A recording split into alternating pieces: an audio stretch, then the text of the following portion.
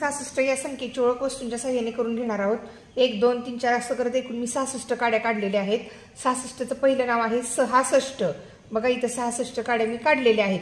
दुसरं नाव आहे 60 आणि 6 66. 10 20 30 40 50 60.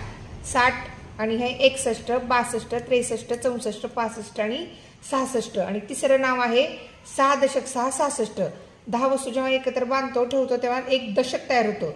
असे एकूण इथे 6 दशक तयार झालेले आहेत. 1 दशक 2 दशक 3 दशक 4 दशक 5 दशक 6 दशक. 6 दशक आणि सुट्टे 6 66. आता चलनी भाषेतून बघूयात कसं तयार होतात 66 रुपये. समजा मुलांना सांगितले 66 रुपये काढून दाखव, त्याला काढून दाखवता आले पाहिजेत. बघा 10 20 30 40 50 60.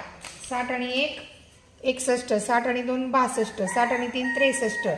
60 आणि 4 64. 60 आणि 5 65. 60 आणि 6 66 रुपये. असे 66 रुपये मुलांना काढून दाखवता आले पाहिजेत.